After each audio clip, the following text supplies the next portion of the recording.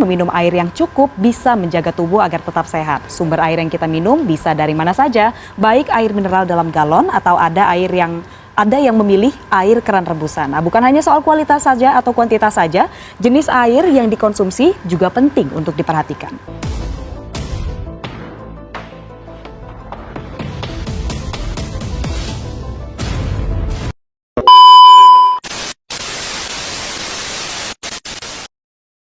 Assalamualaikum warahmatullahi wabarakatuh. Halo teman-teman KMTP, gimana nih kabar kalian? Ada yang lagi sibuk ngelaprak atau kuliahnya? Semoga dimanapun kalian berada tetap diberi kesehatan ya. Dan selamat datang di liputan khusus kasus pangan edisi spesial Hari Pangan Sedunia. Sebelum lanjut ke pembahasan, izinkan saya memperkenalkan diri terlebih dahulu. Saya Rifat Hasani sebagai MC yang akan menemani kalian pada video podcast kali ini. Nah, pada episode kali ini saya ditemani dan berbincang-bincang dengan salah satu dosen teknologi pangan yang memiliki bidang keahlian proses pengolahan dan pastinya akan membawa topik-topik menarik yang akan membuat podcast ini menjadi menarik lagi. Dan tanpa berlama-lama lagi, kepada narasumber kami persilahkan. Saat ini saya sedang bersama narasumber hebat kita, yaitu Pak Andre Yusuf Trisna Putra STP MSc. Bagaimana kabarnya Pak? Alhamdulillah baik. Baik, alhamdulillah. Di cuaca panas di Surabaya gini gimana Pak? Kesibukannya apa? Terganggu atau masih lancar-lancar aja? Aduh, capek. Pertama ya cuacanya kan memang panas banget. Kemarin kalau di infografik kalau nggak salah maksimal di Surabaya 42. Ya, 43 Pak. 43 malahan. Itu udah kayak gurun pasir mungkin ya. Tapi kayaknya memang orang-orang Surabaya ini kuat lah menghadapi panasnya kehidupan. Sebenarnya saya juga orang Surabaya jujur aja nggak kuat sih Pak. Makanya kan pasti mending masuk ke ruangan yang ada AC-nya, gini kan enak ngadem gitu ya. Iya Pak. Jadi teman-teman, di podcast Tahu Kupang kali ini itu membahas tentang dan memperingati tentang Hari Pangan Sedunia. Dan di tema kali ini akan mengangkat Water is life, water is food, leave no one behind. Jadi sesuai yang kita ketahui ya Pak, air itu sudah menjadi hal yang umum juga. Air itu sudah menjadi hal yang sangat penting bagi keberlangsungan hidup makhluk hidup dan dalam kehidupan sehari-hari juga. Nah, bahkan 70% dari tubuh manusia itu kadar air terdiri atas kadar air gitu Pak, yang dapat disimpulkan bahwa air itu menjadi hal yang krusial juga dalam keberlangsungan hidup. Betul. Nah, ngomong-ngomong juga tentang mengonsumsi air ya Pak, mungkin teman-teman di sini juga penasaran, kan kebanyakan di cuaca panas kayak gini kan masyarakat luas itu lebih memilih mengonsumsi air minum dalam kemasan yang dingin gitu Pak. Tapi di sisi lain juga di kalangan masyarakat luas itu ada yang lebih memilih mengonsumsi air minum isi ulang. Nah, apakah dari segi produksi dan juga mungkin segi sanitasi Pak, tingkat kehigienisannya itu lebih unggul air isi ulang atau air minum dalam kemasan? Sebenarnya kalau masalah sanitasi proses itu bisa kita pakai logika sederhana ya. Kalau logika sederhananya, misalnya air ini kan harganya mungkin 4 sampai 7 ribu. Sedangkan kalau air yang diproduksi di di kemasan air isi ulang, nah itu kan dengan harga 8.000 itu kan sudah dapat 1 galon. Nah, berarti kan ada dua proses yang berbeda. Berbedanya dilihat dari kualitasnya, karena ujung-ujungnya harga. Kan kalau modalnya sedikit pasti juga yang dijual nanti kan juga bisa lebih rendah. Kalau nanti yang modalnya banyak atau prosesnya rumit, pasti kan nanti dijual dengan harga yang tinggi. Karena apa? Karena kan kualitasnya pasti lebih bagus. Nah, kalau kaitannya dengan sanitasi, sebenarnya kalau di perbedaan antara air minum yang komersial dan air minum isi ulang gitu ya, kalian bisa bandingkan. Misalnya punya 2 galon yang sama, yang satu isi ulang, yang satu merek komersial. Coba kalian buka atau kalian diamkan aja 1 sampai dengan 2 bulan. Nggak sampai 1 bulan mungkin. Nanti mana yang mulai kelihatan baunya, mulai kelihatan ada kotorannya atau mungkin kayak ada alganya sedikit. Nah, nanti bisa kalian bandingkan. Nah, itulah yang sebenarnya yang menjadi perbedaan kualitas dua produk tadi. Seperti itu. Baik Pak, jadi dapat disimpulkan juga dari kata Bapak tadi bahwa air dalam kemasan itu lebih baik lah, lebih baik dalam kualitasnya daripada air isi ulang. Tapi apakah air isi ulang ini itu masih layak Pak dikonsumsi oleh masyarakat luas? Oke, kalau masih layak tidaknya itu kan dari kita lihat dari air SNI ya, jadi peraturan SNI. Setidaknya ada beberapa persyaratan dasar yang harus dipenuhi oleh produsen air minum, mulai dari jumlah bakterinya, coliformnya yang harus 0, kemudian salmonella dan 0, kemudian juga TPJ-nya kan ketika diproduksi kalau tidak salah maksimal itu 10⁻². Nah, kemudian ada yang lain, mulai dari kekeruhan, kemudian adanya mineral-mineral yang kontaminan seperti timah dan sebagainya. Nah, itu kan pasti akan terjadi perbedaan ya. Nah, oleh karena itu mungkin kalau kita berbicara masalah baik dan tidak baik, kalau kita compare, kalau secara umum pasti untuk yang air minum dalam kemasan cenderung lebih baik. Seperti itu dibandingkan air isi ulang gitu ya. Jadi kalau dari segi sanitasi juga lebih bagus air minum dalam kemasan. Dan juga di sisi lain air minum dalam kemasan juga memiliki sertifikasi dan juga memenuhi standar nasional Indonesia. Betul. Nah, dari kita membahas air minum dalam kemasan dulu ya Pak. Jadi air minum dalam kemasan ini apakah ini ya Pak, dari segi sanitasi itu lebih baik daripada air isi ulang, atau segi produksinya itu apa yang membedakan gitu Pak? Mungkin alatnya itu yang lebih profesional atau mungkin proses sterilisasinya lebih bagus gitu. Nah, kalau kita lihat ya, jadi kalau proses pembuatan air minum secara umum itu kan pasti ada proses prefiltrasi atau filtrasi, kemudian ada proses reverse osmosis atau yang digunakan untuk mengambil mineral-mineral yang tidak digunakan, dan terakhir adalah disinfeksi.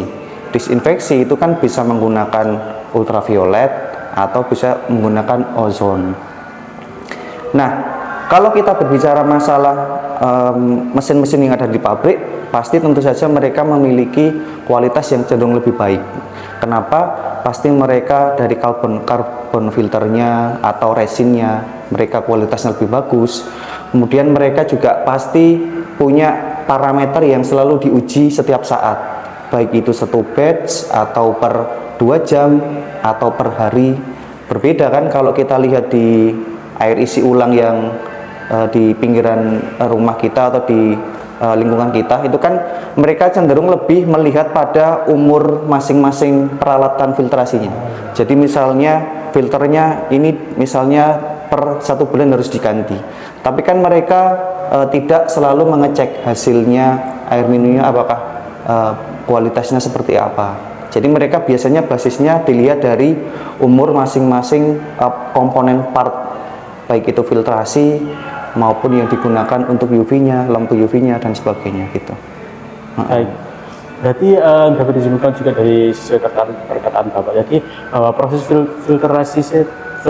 filtrasi tadi itu mempengaruhi dalam proses tingkat sanitasi juga, bahwa lama-lama nanti kalau misalnya hasil dari proses filtrasi tadi itu dapat menentukan kayak bagaimana umurnya, terus komponen-komponennya dan lain-lain gitu. Nah, selain itu juga ini, jadi setelah proses water treatment ya atau pengolahan air, itu kan ada proses pengemasan. Iya. Nah, kalau kita bicara masalah industri, pasti kan mereka menggunakan sistem ya aseptis. Nah, berbeda kalau kita lihat di air isi ulang gitu ya. Jadi kan airnya langsung dimasukkan ke botol atau galon kita, tanpa adanya galon itu harus disterilisasi dulu. Nah, sebenarnya itulah nanti yang menyebabkan perbedaan umur simpannya salah satunya. Karena botol yang dikemas dengan cara aseptis dan tidak aseptis, nah itu kan pasti juga akan menimbulkan efek yang berbeda gitu. Berarti bukan hanya dari proses filtrasi dari airnya saja, Betul. tapi juga meliputi di mana proses membersihkan dari kemasannya itu sendiri. Ya, ingatkan ya, kalau kalian pernah isi air isi ulang itu kan cara membersihkannya kan cuma dikasihkan air kemudian kayak disapu gitu ya. Ya, kayak disemprot gitu. Disemprot, kemudian setelah itu dimasukkan ke tempat fillingnya. Nah, itu kan berarti kan ada potensi kontaminan di sana. Berbeda kalau di proses industri, setelah airnya diolah, dimulai dari filtrasi, kemudian ada proses kimia sampai disinfeksi, kemudian botolnya itu kan ketika dikemas dia melewati aseptis tadi, makanya kualitasnya ya pasti cenderung lebih baik gitu. Baik. Tadi juga sempat dimention bahwa salah satu proses disinfeksi air atau sterilisasi air itu ada proses dengan ozonisasi. Betul. Nah, apakah bisa dijelaskan Pak, ozonisasi itu gimana? Kenapa kok ozonisasi itu bisa membuat air minum dalam kemasan itu layak dikonsumsi oleh masyarakat? Oke, jadi sependek yang saya tahu ya, jadi proses diinfeksi itu kan setidaknya ada dua, menggunakan ultraviolet, bisa juga dikombinasikan dengan ozon, atau memilih salah satu. Tetapi memang beberapa perusahaan itu biasanya menggunakan dua alat ini. Nah, kalau kita bicara masalah ozon, ternyata ozon itu nanti ketika dihempaskan atau diinfuse ke air gitu ya, dia nanti dapat mematikan mikroba. Nah, mematikannya bagaimana? Ternyata si ozon itu nanti ketika dimasukkan ke dalam air, dia nanti dapat membentuk beberapa oksidan. Salah satunya adalah singlet oksidan. Nah, itulah nanti yang akan merusak dinding sel, kemudian juga merusak DNA-nya, sehingga bakteri-bakteri itu nanti akan mati. Jadi prinsipnya seperti itu. Jadi ozonisasi itu lebih ke arah proses penyemprotan atau penyemprotan pada air minum dalam kemasan itu agar mikrobanya itu berkurang ya Pak? Betul. Nah, betul sekali. apakah semua industri minum air dalam kemasan itu melakukan proses itu ya Pak? Nah, kalau semuanya saya belum tahu ya apakah semuanya menggunakan atau tidak, tetapi memang ada beberapa produsen yang menggunakan itu. Jadi kalau ditanya menggunakan semua atau tidak, saya tidak berani jawab karena saya belum pernah mendapat cerita atau memang benar-benar membaca literatur yang mereka pasti memakai, karena itu kan juga rahasia perusahaan. Gitu. Baik. Apakah proses ozonisasi ini ya Pak dapat menghilangkan mikroba saja? Apakah ada efek samping lagi yang mungkin dampak positif pada air minum dalam kemasan itu? Kalau dampak positif tentu saja lebih ke arah mikroba yang mati tadi ya.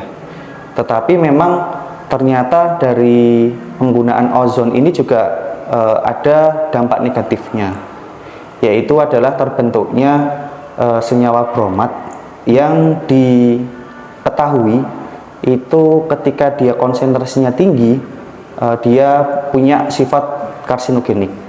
Nah, makanya di standar SNI pun juga sudah tertulis bahwa ketika air minum itu diproses dengan ozon harus dilakukan pengecekan uji bromat yang di situ ada kadar maksimalnya. Nah, sehingga ketika produsen itu menggunakan sistem itu, berarti mereka juga harus mematuhi aturannya karena sudah tertulis jelas di aturan SNI-nya. Berarti kalau air minum dalam kemasan telah melewati proses ozonisasi itu selalu dan harus ya Pak diwajibkan melewati uji bromat itu tadi. Betul, karena sudah tertulis di SNI ya. Jadi ketika proses air ini dilakukan dengan ozonisasi, ada checklist bintang yang harus dicek oleh perusahaan tersebut. Baik. mungkin ada beberapa dari proses ozonisasi ini, apakah ada efek samping ya Pak? Kayak menimbulkan cita rasa yang khusus gitu, atau mungkin rasa bau yang atau warna yang gimana gitu? Oke, kalau masalah flavor atau rasa atau bau gitu ya, sejauh ini belum ada efek atau belum ada penelitian yang benar-benar menjelaskan ya pasti terbentuk warna atau rasa atau aroma dari hasil proses itu. Tetapi lebih kepada tadi, jadi setelah dilakukan penelitian ya bromat itu ternyata sifatnya adalah karsinogenik. Tetapi jangan khawatir juga, sebenarnya ketika ambang batasnya itu tidak melewati sesuai SNI, sebenarnya itu masih dalam kategori aman, seperti itu. Ya, baik. Soalnya saya sendiri juga pernah baca di beberapa literatur gitu, kalau proses ozonisasi kan kayak semacam penginfusan kepada air minum dalam kemasan ini juga perlu kadar yang nggak boleh tinggi, nggak boleh terlalu rendah, kayak harus pas gitu. Betul. Nah itu mungkin beberapa di study case gitu ya Pak. Dalam beberapa produk di luar sana itu mengklaim bahwa produknya itu memiliki rasa manis-manis atau sedikit asam gitu. Apakah itu efek dari penerapan proses ozonisasi ya? Nah, yang menarik juga, saya kurang tahu ya kalau proses ozonisasi itu apakah nanti akhirnya bisa menimbulkan efek cita rasa tadi.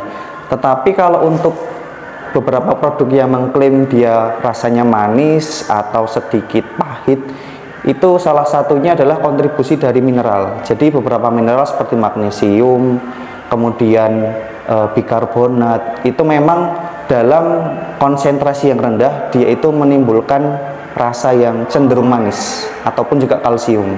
Tetapi ternyata setelah dilakukan penelitian yang lebih komprehensive lagi, ternyata beberapa jurnal itu menyatakan kalau konsentrasinya tinggi dia malah ke arah ke arah pahit ataupun asin.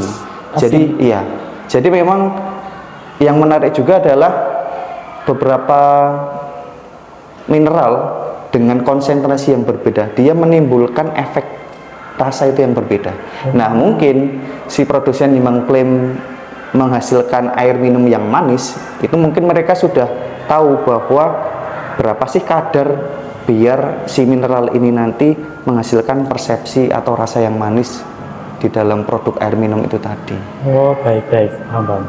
Jadi proses ozonisasi ini lebih ke arah mematikan mikroba dan lebih ke arah bidang sanitasinya ya. Betul. Pak? Terus kalau untuk cita rasa dan lain-lain itu mungkin pabriknya atau industrinya sendiri yang mengulik-ulik komponennya. Betul. Dan mineral-mineralnya agar jadikan produknya itu mengklaim bahwa cita rasanya sedikit manis. Betul. Gitu, bisa juga mungkin gini ya, jadi kan selain ada proses filtrasi, kemudian ada proses reverse osmosis.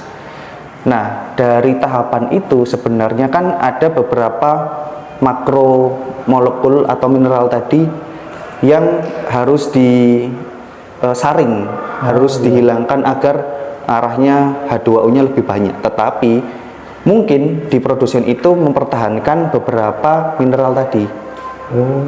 Itu yang nanti dipertahankan agar dia tetap berada di air mineralnya seperti itu, sehingga proses itulah yang mungkin ya kalau itu yang menyebabkan ini si mineral itu tetap tertahan dan menghasilkan efek manis tadi.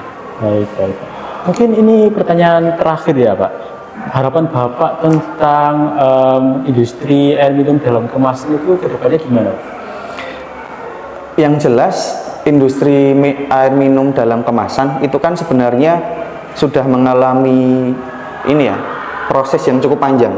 Kalau kita cerita masalah dulu, ada satu produsen ada satu merek yang besar gitu ya, sudah disebut.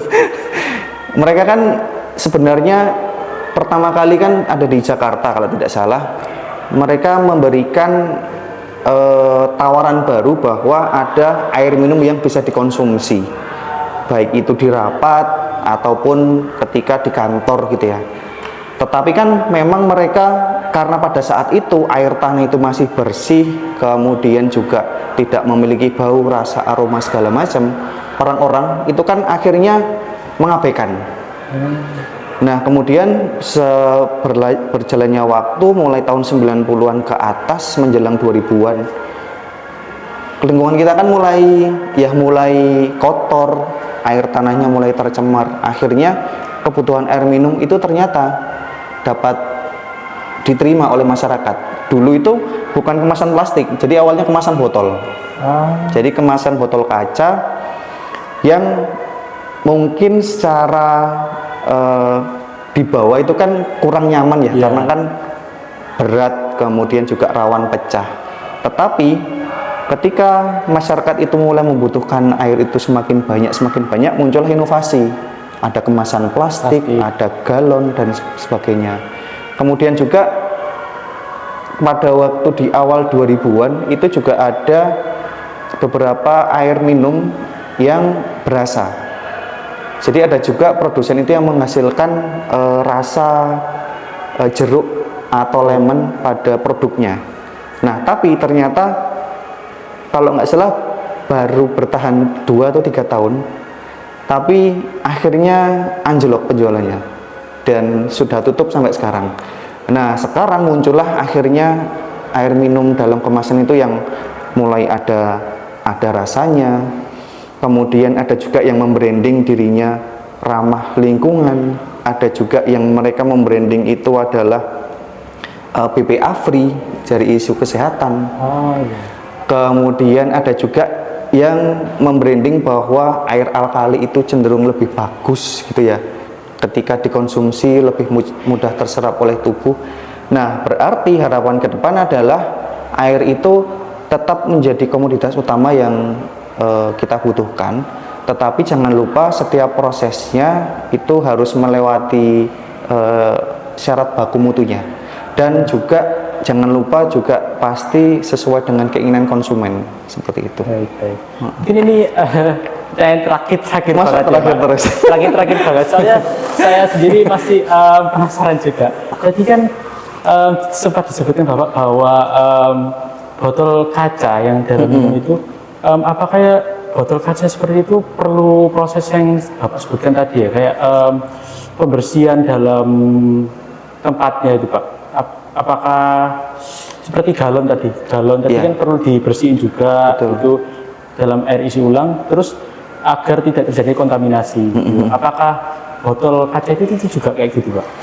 Prinsipnya sama. Jadi pada saat proses pengolahan air, terutama kan kalau kita bicara masalah pengolahan air putih ya, itu kan ketika proses pemasukannya, pengemasannya itu kan menggunakan cold filling ya, atau pengemasan dengan suhu rendah. Makanya baik dari airnya harus disterilisasi, kemasannya pun juga. Jadi kemasan baik itu plastik ataupun juga kaca pasti harus melewati proses sterilisasi, sehingga ketika dikemas, dimasukkan lalu ditutup, itu nanti dapat bertahan lama, umur simpannya lama gitu. Baik. Jadi dari sharing-sharing tadi ini dapat disimpulkan bahwa proses sterilisasi itu bukan hanya dilakukan pada airnya itu saja, Betul. juga pada kemasannya ya Pak. Betul. Ya. Dan mungkin sharing-sharing ini udah lumayan cukup panjang lebar ya Pak. Juga semoga teman-teman dan juga penonton tadi nanti yang nonton dapat lebih ekstra lagi dalam memperhatikan dan mengonsumsi air isi ulang dan juga air minum dalam kemasan agar menjaga kesehatannya setiap hari. Dan juga terima kasih kepada Pak Andrea. Sebelum ditutup boleh saya jelaskan sedikit lagi ya. Ini tidak ada maksud untuk mendiskreditkan air isi ulang ya, tetapi adalah kita hanya membandingkan saja secara ilmiah bahwa keduanya itu memiliki proses yang berbeda. Baik itu teknisnya maupun juga kualitasnya. Tetapi memang kalau untuk air isi ulang, mungkin selama itu nanti tidak disimpan terlalu lama, atau misalnya ada proses lanjutan seperti direbus dan lain sebagainya, itu sepertinya tetap cukup aman karena mereka juga pasti punya acuannya. Tetapi memang dengan proses yang berbeda inilah yang menghasilkan kualitas tadi yang pasti juga yang berbeda gitu. Baik. Mungkin setelah sharing saya Nanti takutnya saya diserang. enggak. Bukan, jadi cuma kita membandingkan secara ilmiah ya. Iya. Jelasin Jadi secara ilmiah. lebih ke arah pembahasan ilmiah biasa. Betul. Setelah sharing-sharing panjang dengan narasumber kita yang hebat satu ini, terima kasih Pak Andre telah Sama-sama. menyempatkan waktunya dan Oke. telah menjadi narasumber kita hari Oke, ini. sama-sama. Dan juga buat teman-teman pantengin terus ya Instagram, TikTok dan berbagai sosial media Himatepa untuk update apa aja sih yang informasi tentang produk dalam studi kita gitu. Dan see you in the next video dari liputan khusus kasus pangan. Dadah. Assalamualaikum warahmatullahi wabarakatuh.